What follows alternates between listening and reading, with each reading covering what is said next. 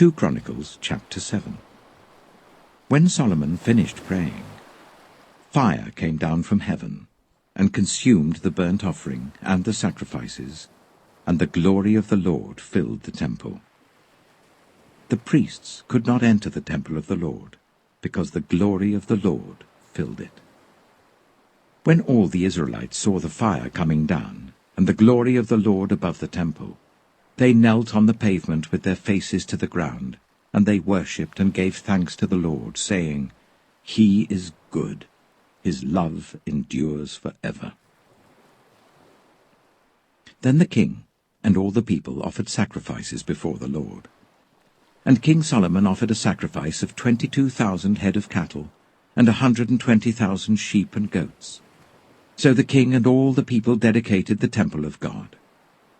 The priests took up their positions, as did the Levites with the Lord's musical instruments, which King David had made for praising the Lord, and which were used when he gave thanks, saying, "His love endures forever." Opposite the Levites, the priests blew their trumpets, and all the Israelites were standing. Solomon consecrated the middle part of the courtyard in front of the temple of the Lord, and there he offered burnt offerings and the fat of the fellowship offerings, because the bronze altar he had made could not hold the burnt offerings, the grain offerings, and the fat portions.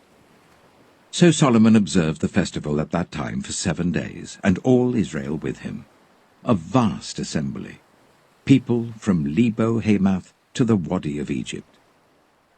On the 8th day they held an assembly, for they had celebrated the dedication of the altar for 7 days, and the festival for 7 days more.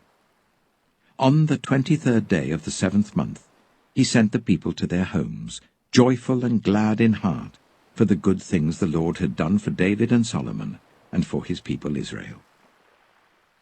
When Solomon had finished the temple of the Lord, and the royal palace, and had succeeded in carrying out all he had in mind to do in the temple of the Lord and in his own palace, the Lord appeared to him at night and said, "I have heard your prayer, and have chosen this place for myself as a temple for sacrifices. When I shut up the heavens so that there is no rain, or command locusts to devour the land, or send a plague among my people, if my people, who are called by my name, will humble themselves and pray, and seek my face and turn from their wicked ways, then I will hear from heaven, and I will forgive their sin, and will heal their land. Now my eyes will be open and my ears attentive to the prayers offered in this place. I have chosen and consecrated this temple, so that my name may be there forever. My eyes and my heart will always be there. As for you, if you walk before me faithfully, as David your father did, and do all I command, and observe my decrees and laws, I will establish your royal throne as I covenanted with David your father when I said, 'You shall never fail to have a successor to rule over Israel.' But if you turn away and forsake the decrees and commands I have given you, and go off to serve other gods and worship them, then I will uproot Israel from my land, which I have given them, and will reject this temple which I have consecrated for my name. I will make it a byword and an object of ridicule among all peoples. This temple will become a heap of rubble.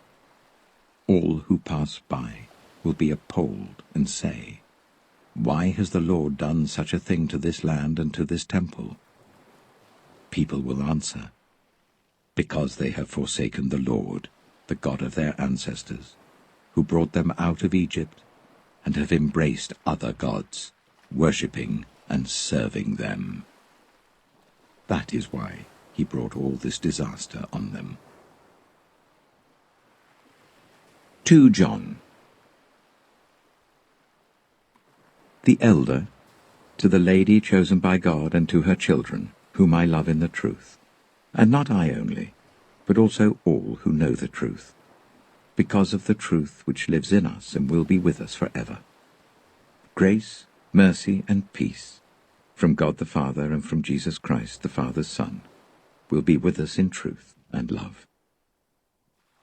It has given me great joy to find some of your children walking in the truth, just as the Father commanded us. And now, dear lady, I'm not writing you a new command, but one we have had from the beginning.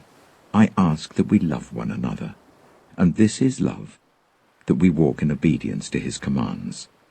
As you have heard from the beginning, his command is that you walk in love. I say this because many deceivers, who do not acknowledge Jesus Christ as coming in the flesh, have gone out into the world. Any such person is the deceiver and the Antichrist. Watch out that you do not lose what we have worked for, but that you may be rewarded fully. Anyone who runs ahead and does not continue in the teaching of Christ does not have God. Whoever continues in the teaching has both the Father and the Son. If anyone comes to you and does not bring this teaching, do not take them into your house or welcome them. Anyone who welcomes them shares in their wicked work.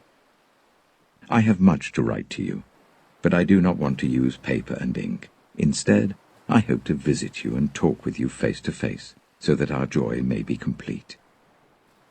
The children of your sister, who is chosen by God, send their greetings.